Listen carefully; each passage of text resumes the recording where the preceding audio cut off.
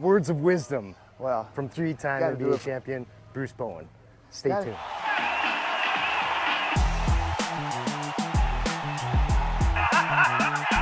That's three for it, baby.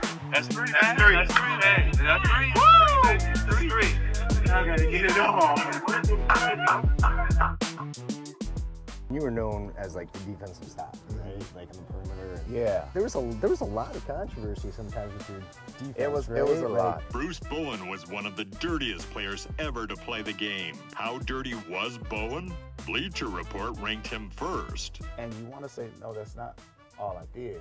Even with guys that are scoring, I'm going to make it as tough as I can on them so that they don't get anything easy. Nowitzki with the fake on Bowen. Bowen with the block and the tie-up. What a play. Bowen right in his grill. Tremendous defense. Who was the toughest person you had to guard? MJ, Michael Jordan. And I have this moment where it's like I jump out of my body. I'm like, hey, you're guarding Michael Jordan. Don't hurt him. And then it's like, I'm like, I literally felt like I was doing this. Be quiet so I can concentrate. Now you've got a professional life outside of the NBA career. Yeah. Two-putt is a two-putt. It's golf. I'm a basketball guy. Right. You can tell me grass. Wait, you played basketball? I did. Shocker, right?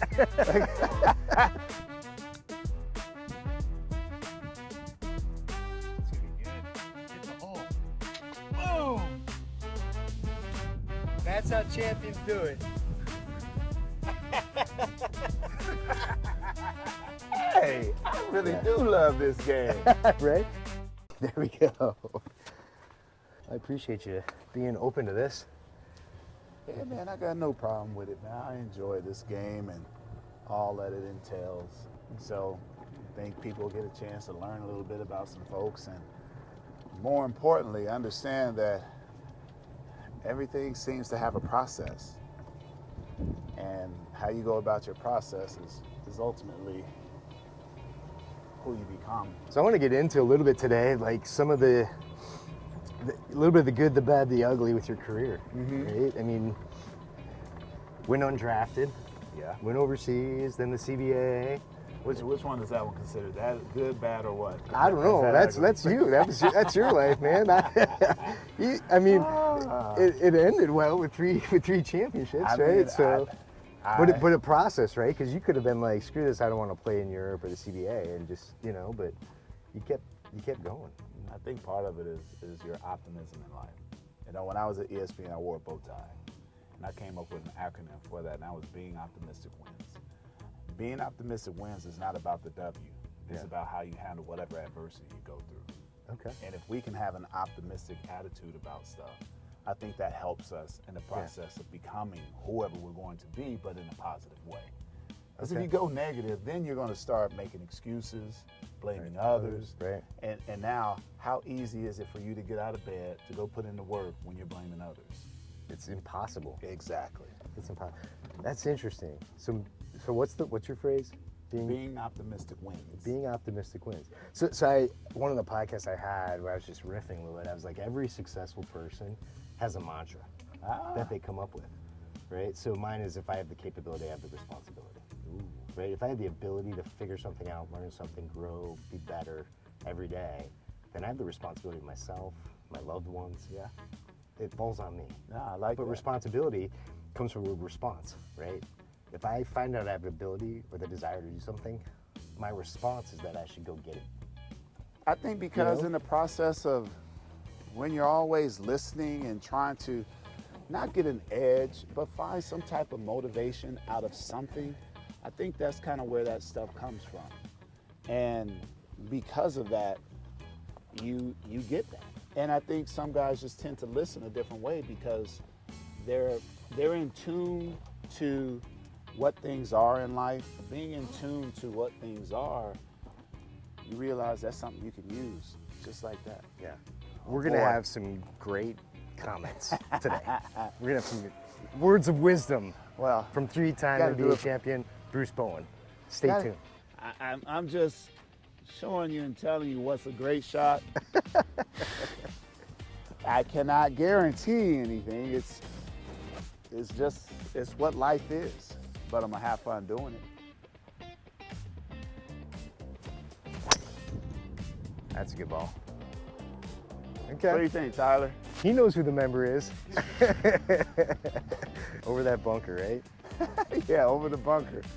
Let's see. didn't like Perfection the is flight. unattainable, but it's all about the process. There you go. Hey now. That's the money shot.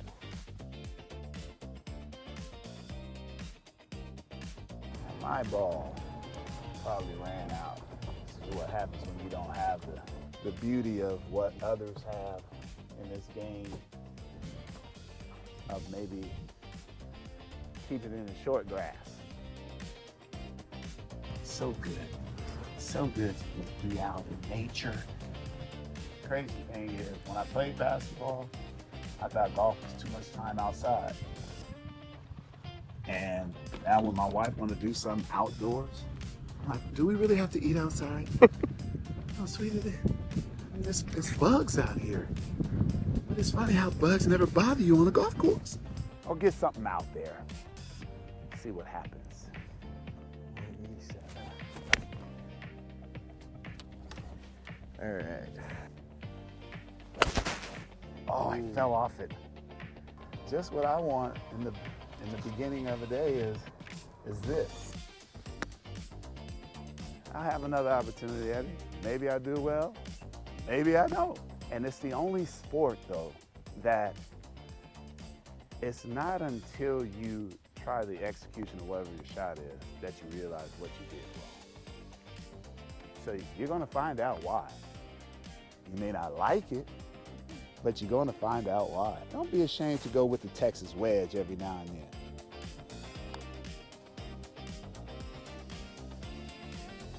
I'm okay with it. Playing in Texas. Hey, well, I usually take it everywhere I go.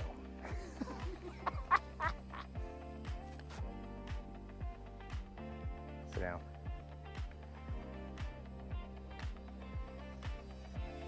Boom. Two-putt is a two-putt. Now, it's golf. I'm a basketball guy. Right. You can tell me grass. Wait, you played basketball? I did. Shocker, right? It's hard to sustain big greens in the Texas heat, especially where we are. We have 2 seasons, hot and hotter.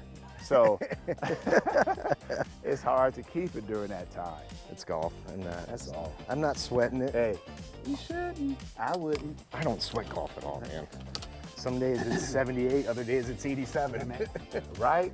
So, And it's usually right after you have a good day and you're like, hey, I really Yeah. do love this game. right? And then it's like, maybe all right. We'll see. Oh, that's perfect.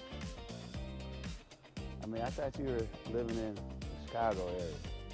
I know it ain't no golf going on out there. No, but I own an indoor I golf was- club. That's where I was leading to, baby. That's E9 right That there, is- baby. That's E9. What a great segue. What a great segue. Hey guys, my new co-host just signed a contract. Think about it. Before you got into that, you would have been going places and trying to figure out things. 100%. I think golf, just like so much of other sports, it's all about your rhythm. I agree. Even on off days, I would go shoot as a basketball player because it's necessary to keep that rhythm.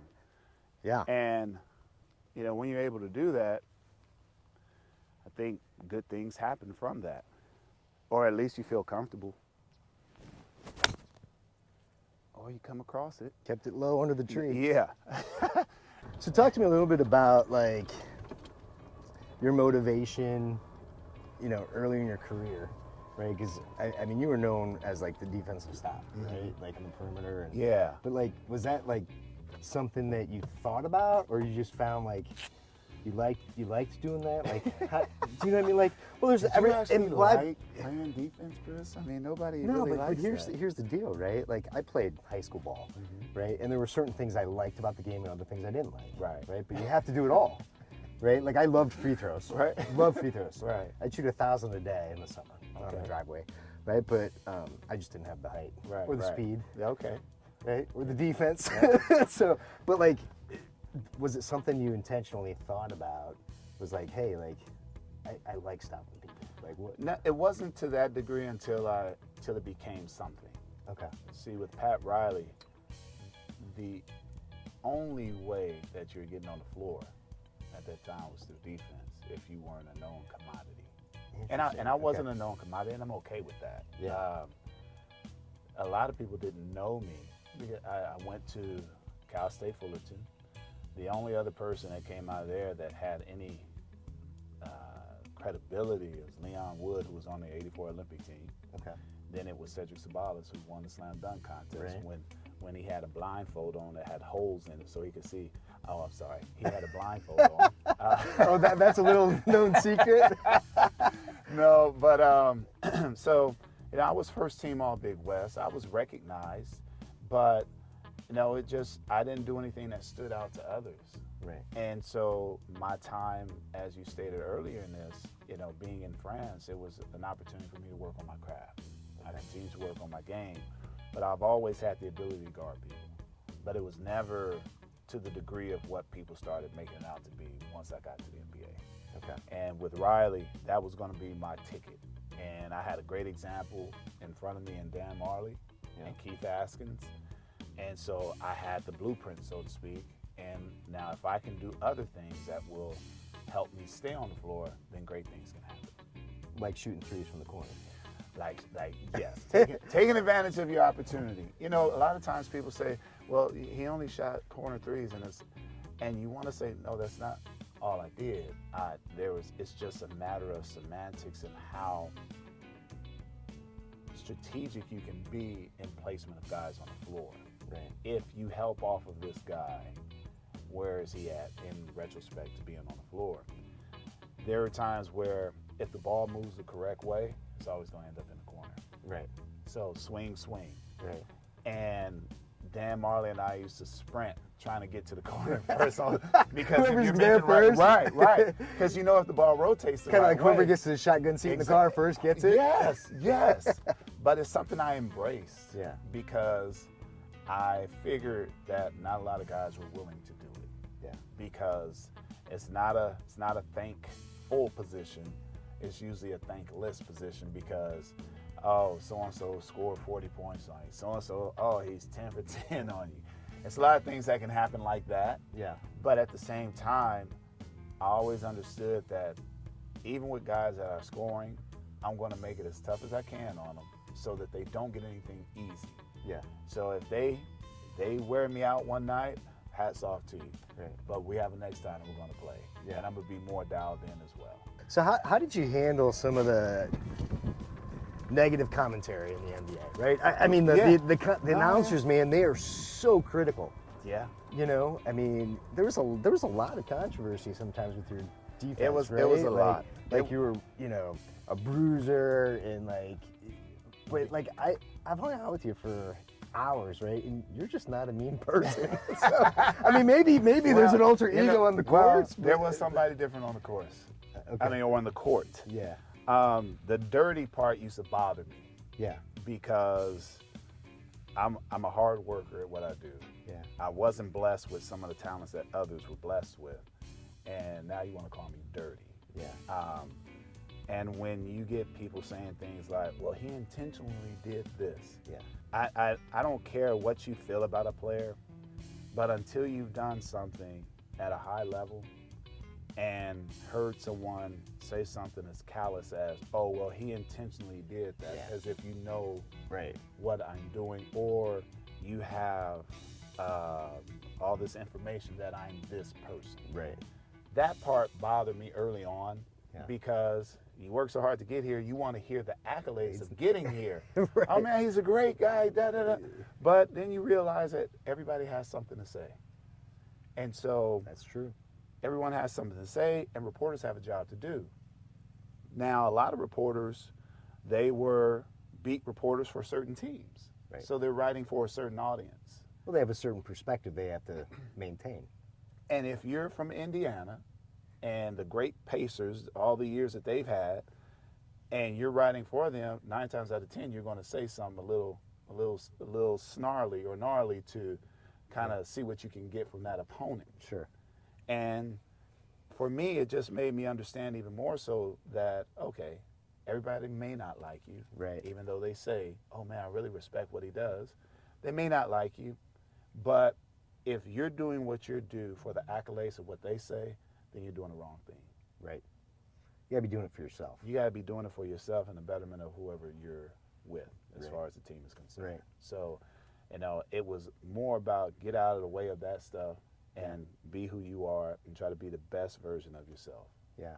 Well, that's what all the greats do, right? They're not doing it for the accolades or the comments. The comments come later. They come, but it's like, so I was doing a show not too long ago after the World Games, it's the World Cup, the NBA, not World Cup. Is it World Cup? NBA Cup. And they're like, Bruce, they got a lot of incentive. I'm like, look here, man. These kids are making $15 million a year. Right. Not all of them, but they're making a wealthy living. They're not doing this to find success just for an extra paycheck. Right. That's not it. That's not the motivation. Right. It's an incentive to make it seem better. Right.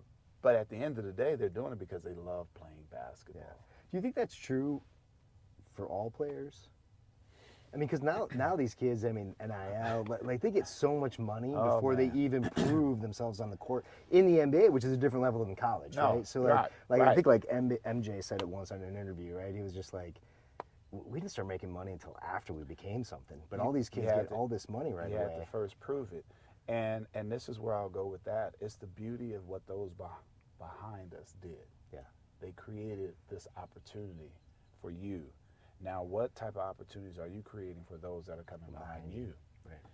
I get what he's saying, and I don't think kids wake up on a Saturday morning and say, hey, can I go to the park because I want to make a lot of money? Yeah. I don't think that's what they're saying. I think they're saying, can I go to the park because I love playing the game? That's fair. That's fair. Yeah. I like to believe I'm a fair person sometimes, Marty.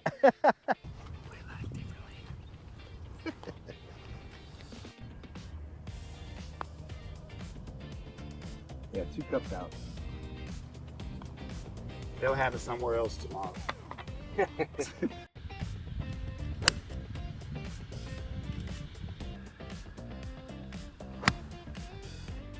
know what I find interesting is so many people are looking for meaning in life from other places outside of themselves. But that's the whole thing. Think other people's viewpoints are validation to them. Yeah, and it's not. But you know that because you've lived it. Well, but I think part of it is when you like, I think when people have challenges and then they overcome those, there might be some outside motivation initially, but you gotta dig deep. You gotta find it within yourself because nobody's gonna give it to you. And when you have your own self-respect, then good things start to happen. But when you don't respect yourself, life's too freaking hard. But there had to have been a point where that's what you learned in the lesson or the tribulation that you went through. 100%. So for me, like, and this is pretty personal, right? But I got divorced pretty early, right, with 2 young kids, and there was all this outside noise of how I should handle that, and it wasn't congruent with like what I was feeling, right? I didn't want to be, I wouldn't take retribution for certain things. I didn't want to be angry all the time, and so I just I can't be this kind of person for my daughters. That's where it started, and then when I started to work on it, just so I would show up more positive for my daughters, then I was like, okay, well, this is more me. Like, my anxiety came down, right? And so then I was like, well, I don't have to do it your way. I'm gonna do it my way. I'm gonna find out who I am, so that I'm not internally just anxious and a mess all the time. What I learned here as far as what it takes to be a good team and a great teammate. Okay. You have to invest in your team.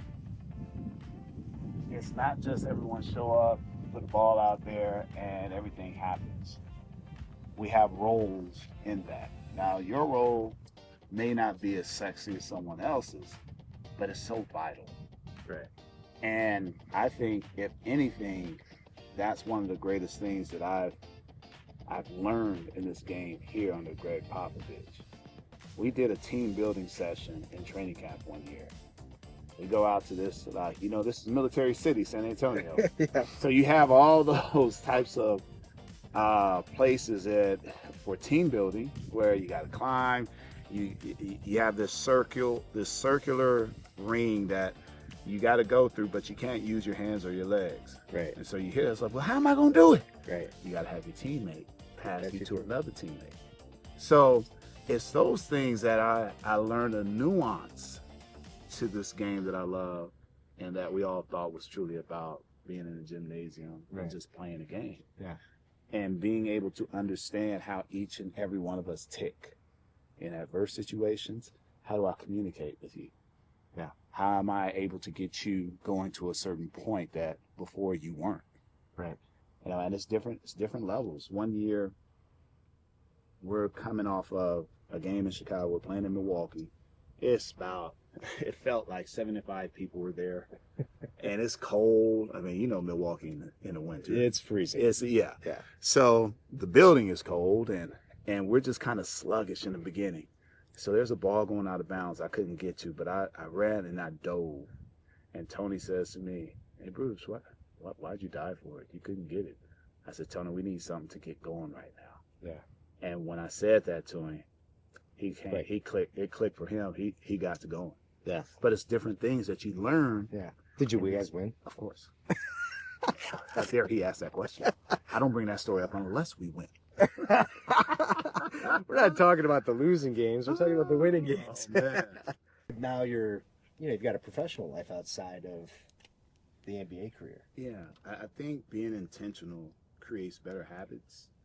And after NBA or after whatever sport career someone may have, or even in the beginning of the prospect of what you're doing, Yeah. you have to be intentional, and people have to see your intentions. What is it that you're trying to accomplish? Are you dedicated to the process, or are you dedicated to a certain part of the process? And what about the other part? Right. I think you have to take it all in, and I think people are observing and judging in the process. Yeah. Because when Yeah. it comes to you wanting someone's business in something, Mm-hmm. they're watching to see how you interact and watching to see exactly what you do. And so I enjoy in my events that I have when I'm doing a speaking gig, I don't like just talking at people. I want to make a conversation. So there's Q&A out there. And when I hit them with, so tell me, how do you handle that?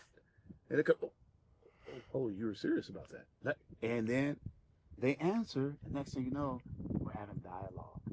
We're talking about a situation. And at the end of the day, when it becomes a conversation, more people pay attention to the conversation as compared to someone just talking at them. Right. I like that. So you're intentional about drawing people in. Oh, absolutely. Yeah. It's about connection. Yeah. Because I think I shared this with you, and the last time we played, I enjoy the opportunity to connect with people. Right. Because when we connect now, I think that's why we're here. It's about connection. We noticed that during the process of the pandemic, how everything really went strange because Yeah. we didn't have Having interaction. connection. We didn't have connection. Yeah. Zoom is not connection. No. It's a great tool, especially if your family lives across the country. Right. Hey, oh wow, I see you got a little scrub there. But connection is truly about what we do in these types of moments. Right. Yeah. Face to face. Yeah. What I loved about my life is that I feel like God placed individuals in my life to help me be a better version of myself. One of the biggest things in the African American community is the love of a father to his son. We're not talking about Steph Curry and Klay Thompson.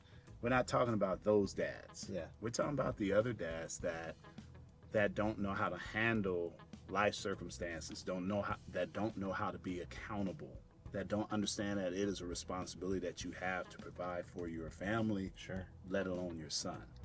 And so the things that I went through as a kid were not ideal, but it helped shape who I am. And a lot of times people want to say, well, you know, I didn't have this or I didn't have that. But it still doesn't give you the right to treat someone else the way you were treated. Right. Let's be the fixer of breaking certain cycles. Right. And so with my boys, it is truly about, they know where I am, who I am. They know that their dad loves them and he showers them and he will embarrass them, but also keeping them accountable. Right. And so I say that not for people to say things like, oh, poor fella, because my situation was just a little bit of something. I know others who had it even more difficult. Right. So that takes away the poor me syndrome. Right. But how can I turn this into something different and make it to the point where it becomes a beautiful situation? Yeah, I like that. Well, you said the word responsibility, right? And that's part of my phrase, right? If I had to get rid of responsibility, so I appreciate you teeing that up. But I think at the end of the day, today's parents, a lot of parents, like, let their kids off the hook on the responsibility part. But when you realize, like, whether it's a tough childhood or, you know, even a tough adulthood, right? Like, when you start to realize, like, you're the only one in your life that can make your life different, like, when you own that responsibility, then life starts to get better. Oh, absolutely. But I think too many people do pass the blame and the buck and the, you know, put it on someone else, or it's the circumstance. But when you own responsibility, you also start to see opportunities. So, but Mark, I'll say this, for those that don't do that, how many of them have been taught? Yeah, that's true. That's the, and we don't know that number, obviously, but I don't blame my mother, now my biological mother, for what she did. I understand that was an addiction, that was a sickness. Yeah. I didn't understand that at 13 years old. Right. I didn't understand that at 18. I didn't understand it at 25. Yeah. I didn't understand it until 30. Right. That, okay, that's unfortunate. Right. And I can't hold a grudge against her for her illness or sickness. Same thing with my biological father. Right. It's less of a situation of understanding how he chose to live his life. Right. I can't understand that because my uncle, who was a big influence in my life, he used to come get me as a kid so I could be around my cousins. Right. I think we all choose certain things for whatever reason, but we have to live with the consequences of that. That's the accountability piece. There we you go. make a decision, right? You got to live with the consequence. I would tell my kids early on, 3 and 5 years old, right? Like, they would want something, and I'm like, okay, not the right choice, right? But I'm like, let's talk about your options. You choose this, this, or this. You choose A, consequences 1. You choose B, consequences 2. You choose 3, B or C, consequences 3.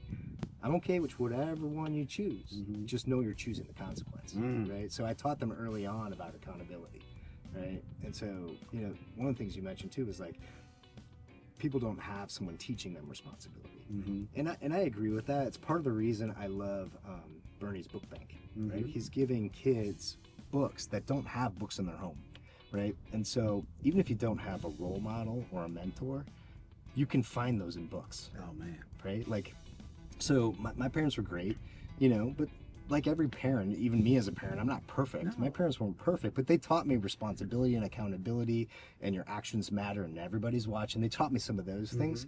But the person I am today, probably the last 10 years, is because I've been reading. I've been finding mentors in books. Nice. Right? And soaking up information. Soaking up information. Why? Because I have this drive to be a little bit better tomorrow than I am today. You know, and so I think being able to read, if you don't have the people in your life, you can find the people in the books. And what Bernie's Book Banks has done in the city of Chicago, 30 million books to our less fortunate individuals and opening up another one in Milwaukee, I think it's getting ready to blow up big time. And we talk about things blowing up. Yeah, that's the stuff that I like to see go viral.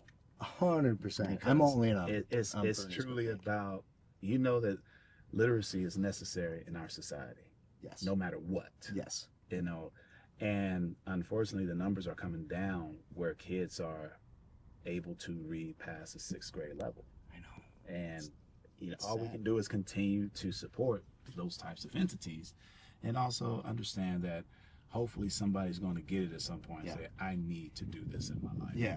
100%. Well, that was the point of the podcast, like Play Life Differently. Like I don't need to do this, right?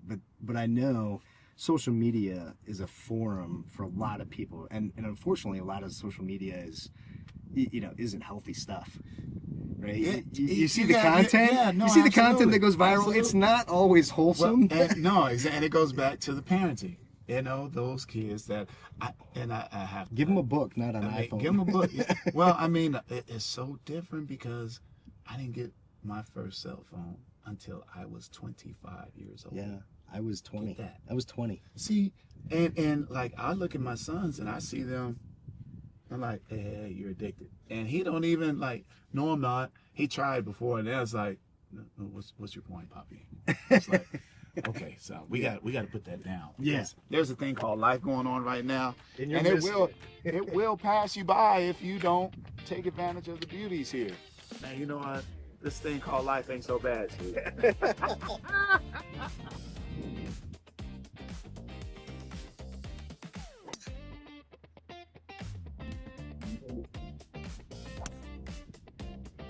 Play Life Differently. Loved it. Who's the toughest person you had to guard? MJ, Michael Jordan. And I have this moment where it's like I jump out of my body. And I'm like, hey, you're guarding Michael Jordan. Don't hurt him. And then it's like, I'm like, I literally felt like I was doing this. But be quiet so I can concentrate. Manu's first year was my second year in San Antonio. So during a free throw, Kobe says, hey, Bruce, who that white boy? I said, Kobe, that ain't no white boy. That boy from Argentina. And he got something to him. Tony was having dinner with the French president at 19. Wow. Whoever the president was in 1990, if I'm sitting across from him at a dinner, I'm probably just as scared and can I please have a piece of bread? So Bruce, you played with a lot of great coaches, played for them. Why was Greg Popovich such a great leader as a coach? You know, I really believe that